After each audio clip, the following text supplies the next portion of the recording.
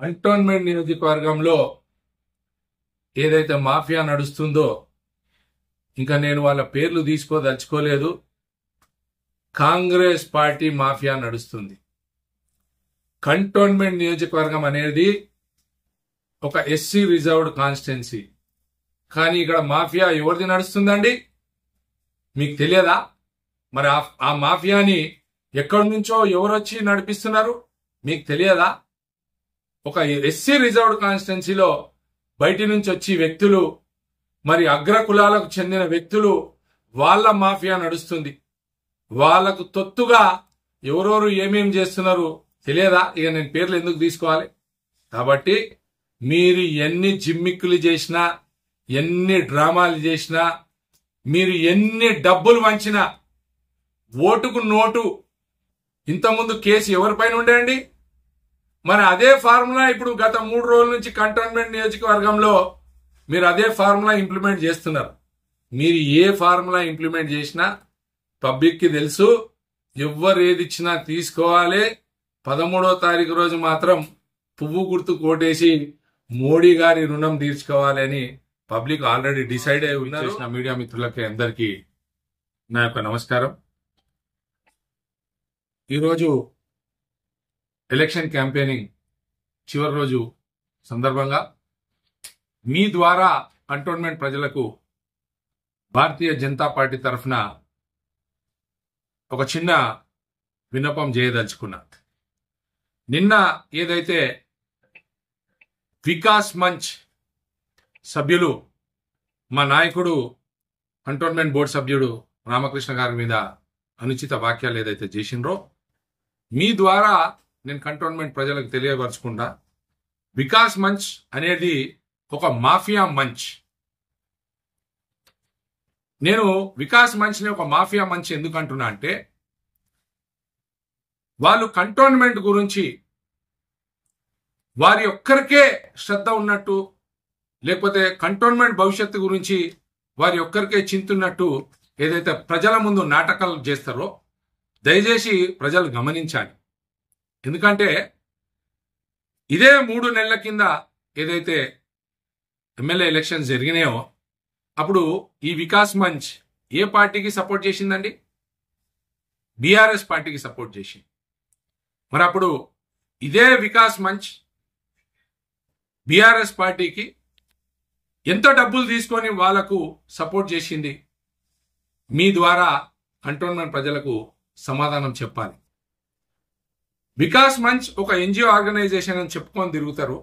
మరి భారతదేశంలో ఎక్కడైనా ఏదైనా స్వచ్ఛంద సంస్థలు కానివ్వండి, ఎన్జిఓ సంస్థలు కానివ్వండి, ఏదైనా రాజకీయ పొలిటికల్ పార్టీకి సపోర్ట్ చేయడం మీరు ఎక్కడైనా విన్నారా, చూశారా? ఒకసారి నేను మీ ద్వారా ప్రజలకు తెలియజేసే పరిస్థితి ఉంది.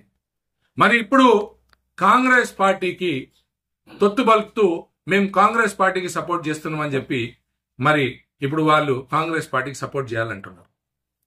మరి కాంగ్రెస్ పార్టీ నుంచి మీకు ఎన్ని ముడుపులు ముట్టినాయి? వికాస్ మంచ్ సో కాల్డ్ మాఫియా మంచ్ మీరు ప్రజలకు పరిచే ప్రమేయం వచ్చింది. నువ్వేమన్నా రజాకార్వా? నువ్వు చెప్పినట్టు వినాలే, చేయాలి. అసలు వికాస్ మంచ్ మీకు ఏం తెలుసు? మా నాయకుడు భారతీయ జనతా పార్టీ తరఫున నామినేటెడ్ మెంబరు, ఆయనకి ఒక రెస్పాన్సిబిలిటీ ఉంది. మీకేం రెస్పాన్సిబిలిటీ ఉంది? ఏ పార్టీ వాడు డబ్బులు ఇస్తే ఆ పార్టీకి తొత్తు పలికే మీరు వికాస్ మంచ్ సో కాల్డ్ మాఫియా మంచ్, మీరు మా నాయకుడి గురించి అనుచిత వాక్యాలు మాట్లాడడం ఎంత మటుకు కరెక్ట్? మీకు కావాలంటే నేను మీకు సంకి రవీందర్ గారు బీజేపీ పార్టీలో కూడా నాకు ఎమ్మెల్యే టికెట్ ఇప్పి అన్నా అని చెప్పి మాకు ఆయన అభ్యర్థన పంపించింది.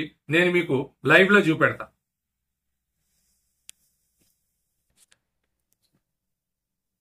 అంటే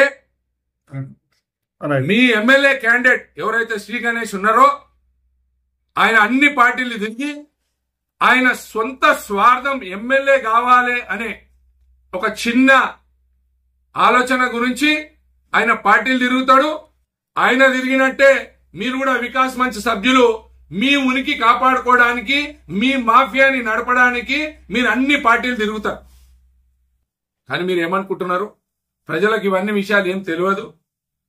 మీరు ఏది చెప్తే అది ప్రజలు వింటారని అనుకుంటున్నారు, కానీ అది చాలా తప్పు. మరి ఈ విషయాన్ని నేను భారతీయ జనతా పార్టీ తరఫున ఖండిస్తున్నా.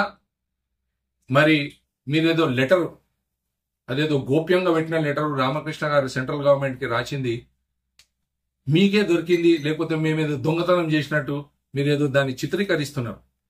ఆ లెటర్ బాధ్యత, ఆయన బాధ్యత, ఒక కంటోన్మెంట్ నామినేటెడ్ మెంబర్గా ఆయన బాధ్యత సెంట్రల్ గవర్నమెంట్కి ఆయన రిప్రజెంట్ చేసిండు. ఎందుకంటే కంటోన్మెంట్ నియోజకవర్గం ఒకవేళ మనము జిహెచ్ఎంసీలో మర్జ్ చేస్తే దాంతో మనకు బెనిఫిట్స్ ఏమున్నాయి, దాంతో అట్లనే మనకు లూజ్ అయ్యే ఆస్కారాలు ఏమున్నాయి, పబ్లిక్కి ప్రాబ్లమ్స్ వచ్చే ఆస్కారాలు ఏమున్నాయి, ప్రోస్ అండ్ కాన్స్ రెండు ఆయన దాంట్లో మెన్షన్ చేసి ఆయన బాధ్యత ఏముంది ఆయన సెంట్రల్ గవర్నమెంట్కి అప్పజేయడం జరిగింది. దాన్ని మీరేదో పట్టుకొని కంటోన్మెంట్ మాఫియా నడుస్తుంది ఏమన్నా, మీరే పెద్ద మాఫియా. 3 నెలల కింద ఒక పార్టీలా, 3 నెలల తర్వాత ఇంకొక పార్టీలా, మళ్ళీ మా బీజేపీ పార్టీలని అభ్యర్థన పెట్టుకున్నావు ఎమ్మెల్యే టికెట్ కావాలని చెప్పి, మరి నోటుకు వచ్చినట్టు మాట్లాడుతున్నావు. దయచేసి ఈ మాటలు మీకే నచ్చుతాయి, మీ మాఫియా మంచికే అవి మంచిగా అనిపిస్తాయి, కానీ ప్రజలు అన్ని గమనిస్తున్నారు. ఎక్కడ కూడా మోడీ గారు చేసిన సేవలు, మోడీ గారిని ప్రపంచ దేశాలు ఒక విశ్వగురులాగా వారిని భావిస్తూ వారికి పాదాభివందనలు చేస్తూ మా దేశంలో కూడా ఇటువంటి నాయకుడు ఉండాలి, ఇటువంటి ప్రధాని ఉండాలి అని ఆశిస్తున్నారు. పాకిస్తాన్ ప్రజలే ఇవాళ మోడీ లాంటి ప్రైమ్ మినిస్టర్ కావాలని కోరుకుంటున్నారు. కాబట్టి 100% కంటోన్మెంట్ నియోజకవర్గంలో, మరీ మల్కాజ్గిరి పార్లమెంట్ నియోజకవర్గంలో 2వ నంబర్ సీరియల్ పై 2 ఓట్లు, ఒకటి డాక్టర్ వంశతిలక్ గారికి, ఒకటి పెద్ద ఆయన ఈటల రాజేందర్ అన్న గారికి ఓట్లేసి మేము మోడీ గారిని మరీ ముచ్చటగా అబ్కీ బార్ 400 పార్, ఫిర్ ఏక్ బార్ మోదీ సర్కార్ అని మేము నినాదంతో పోతున్నాము. విశ్వగురు గారికి పబ్లిక్ పట్టం కట్టి ఓటేసి గెలిపిస్తున్నారు. ఇది తథ్యం, ఇది ఖాయం. భారత్ మాతా కీ జై.